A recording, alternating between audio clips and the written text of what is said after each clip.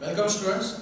In our last video lecture, we have discussed about the plastid, chromoplast, chloroplast and leucoplast. So now we are moving to the next topic, a ribosome. Okay.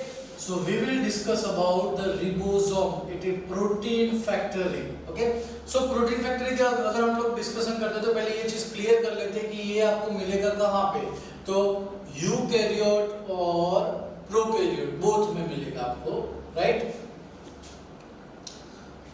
चलो eukaryote और prokaryote दोनों में मिलने वाला है। इसको बोलते हैं हम लोग ग्रेन्युलर स्ट्रक्चर, क्योंकि साइटोप्लाज्म में फ्रीली है तो ग्रेन्युलर स्ट्रक्चर आपको एक मिलेगा यहाँ पे रिबोसोम का। ओके, किसने फाइंड आउट किया इलेक्ट्रॉन माइक्रोस्कोप के थ्रू? तो जॉर्ज पैलेड। ओके, साइंटिस्ट का नाम इंपॉर्टेंट है, याद रखना 1951। कौन सा नाम है? George pallid. और उसने ये रिबोसोम का इन्वेंशन किया था। ओके, अब बात करते हैं कि रिबोसोम के स्ट्रक्चर में क्या होगा। तो एक तो होता है उसके पास आरएनए प्लस प्रोटीन होता है। क्या होता है? प्रोटीन। ओके, और याद रखना कि नो मेम्ब्रेन बाउंड, मतलब कि उसके आसपास किसी भी टाइप का आपको कोई मेम्ब्रेन मिलने वाला नहीं है। तो हो जाएगा यहाँ पे क्या? आरएनए और प्रोटीन। और कई बार इसको हम लोग बोल सकते हैं न्यूक्लियो प्रोटीन। क्या बोल सकते हैं इसको? Nucleo protein. ये स्ट्रक्चर इंपॉर्टेंट रहेगा। अब बात करते हैं जो पहले भी डिस्कशन हमने किया है कि रिबोसोम में यूनिट्स होते हैं, और यूनिट्स जो थे वो स्वेडबर्ग के हिसाब से हम लोग आइडेंटिफाई करते हैं। ओके, और स्वेडबर्ग के हिसाब से आपके जो रिबोसोम है वो यूकैरियोट और प्रोकैरियोट दोनों के लिए डिफरेंट रहेंगे। अगर हम बात करते हैं प्रोकैरियोट जो प्रिमिटिव बैक्टीरिया के लिए, तो प्रोकैरियोट के लिए उनका जो टाइप था वो था 70s, और उनके लिए बात करें तो ये कितने थे? 80s। बट 70s की बात करें तो उनमें दो सब यूनिट आते थे। कौन से? तो एक आता था 50s और दूसरा आता था 30s। बट अगर 80s की बात करें तो वहां पे आपको मिलेगा एक 60s और दूसरा मिलेगा आपको 40s। मतलब कि ऐसे दो टाइप की कैटेगरी। और याद रखना कि ribosome always made up of two sub unit, और इसका मेन फंक्शन हम लास्ट में लिख देते हैं। क्या होगा? तो प्रोटीन फैक्टरी। क्या होगा यहाँ पे? Protein factory. अच्छा, कहाँ पे मिलेगा रिबोसोम? तो पहले चीज क्लियर कर लेते हैं कि ऑलमोस्ट आपको साइटोप्लाज्म में भी मिलेगा, राइट। उसके बाद अगर बात करते हो तो आपको ईआर की सरफेस में भी मिलेगा, देन न्यूक्लियस में भी मिलेगा। ओके, और उसके बाद अगर बात करते हैं तो माइटोकॉन्ड्रिया और क्लोरोप्लास्ट, ऐसे दो ऑटोनोमस ऑर्गेनल में भी आपको ये मिलने वाला है। तो इतनी चीजें आपको याद रखनी है रिबोसोम के लिए। बहुत ही छोटा टॉपिक है एनसीईआरटी बुक में। क्या याद रखना है कि भाई यूकैरियोट और प्रोकैरियोट बोथ में प्रेजेंट है रिबोसोम, ग्रेन्युलर स्ट्रक्चर है। किसने फाइंड आउट किया था? तो जॉर्ज पैलेड 1951।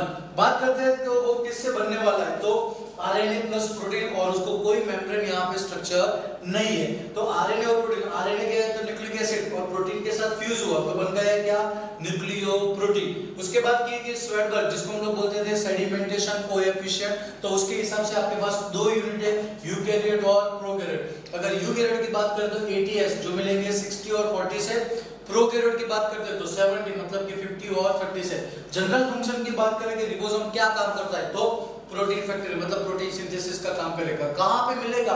तो साइटोप्लाज्म या न्यूक्लियस, माइटोकॉन्ड्रिया और क्लोरोप्लास्ट में आपको ये दिखने को मिलेगा। तो इतनी चीजें आपको याद रखनी है किसके लिए? रिबोसोम के लिए। Okay, so now we are moving to the next topic. इससे भी एक छोटा टॉपिक है जिसको हम लोग बोलते हैं साइटोस्केलेटन।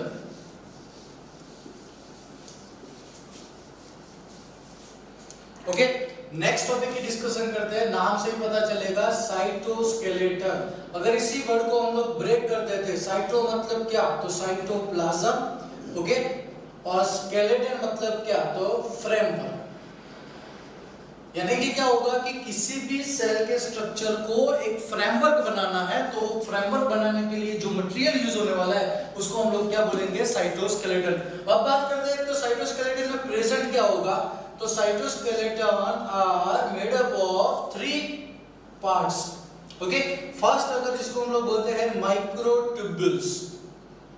ओके, सेकंड होते हैं ऐसे माइक्रोफिलामेंट्स, और थर्ड जो होते हैं उसको हम लोग बोलते हैं इंटरमीडिएट फिलामेंट्स। चलो ऐसे तीन टाइप के आपको यूनिट मिलेंगे। फर्स्ट क्या है माइक्रोट्यूब्यूल, सेकंड क्या है माइक्रोफिलामेंट और थर्ड क्या है इंटरमीडिएट फिलामेंट। अब ये तीनों मिलके आपको एक फ्रेमवर्क बना रहे हैं। जैसे अगर हम हमारी बॉडी की बात करते हैं तो ह्यूमन बॉडी में जो स्केलेटन सिस्टम, जैसे हमारी बॉडी में बोन्स वगैरह होते हैं तो वो बना के हमारा फ्रेमवर्क होता है। तो वैसे किसी भी सेल के लिए साइटोप्लाज्म को एक फ्रेमवर्क चाहिए, वो कौन प्रोवाइड करता है? तो साइटोस्केलेटन। अब बनते किससे? तो ये तीनों की बात हुई। तो ट्यूब्यूल नाम से पता चलेगा कि microtubule are made up of tubulin protein. किससे बनेंगे? ट्यूबुलिन। जनरली इनका स्ट्रक्चर कहां पे होता है? तो जितने भी ऑर्गेनल का मेकिंग अप करना है तो उनके लिए माइक्रोट्यूब्यूल का यूज होगा। माइक्रोफिलामेंट की बात करें तो फिलामेंट से याद रखना है कि यहाँ पे कौन सा प्रोटीन होता है? तो एक्टिन प्रोटीन होता है। कौन सा प्रोटीन होता है? एक्टिन। और बात करते हैं intermediate, so it will be make a basket like structure for whole microtubule और microfilament। मतलब कि किसी भी सेल के साइटोप्लाज्म में जो बैकअप सपोर्ट बोल सकते हैं या बास्केट लाइक स्ट्रक्चर बोल सकते हैं, वो कौन बनाएगा? Intermediate filament. और उनमें किनका फ्रेमवर्क बनेगा? तो माइक्रोट्यूब्यूल और माइक्रोफिलामेंट। और उनकी वजह से हेल्थ में क्या होगा? तो उसका मेन फंक्शन होता है किसी भी सेल का शेप मेंटेन होता है। ओके, क्या होगा? शेप मेंटेन होगा। दूसरा मैकेनिकल सपोर्ट मिलेगा यहाँ पे। तो इतनी चीजें आपको याद रखनी है इतने से छोटे टॉपिक में। साइटोस्केलेटन में क्या क्या याद रखोगे? वापस रिपीट करते हैं कि एक तो साइटोप्लाज्म में किसी भी सेल को फ्रेमवर्क बनाने का काम होता है, वो इसका। चलो तीन चीजें आ गई, माइक्रोट्यूब्यूल, माइक्रोफिलामेंट और इंटरमीडिएट फिलामेंट। ट्यूब्यूल से नाम याद रखो तो ट्यूबुलिन प्रोटीन, फिलामेंट से याद रखो तो एक्टिन, और ये होता है इन दोनों को बैकअप देने वाला। फंक्शन की बात करें तो शेप मेंटेन करेगा और क्या करेगा? Mechanical support. सो आज के लिए दो टॉपिक हमारे क्लियर हो चुके हैं, रिबोसोम और cytoskeleton. So in the next lecture we are moving to the next theory. Okay, thank you.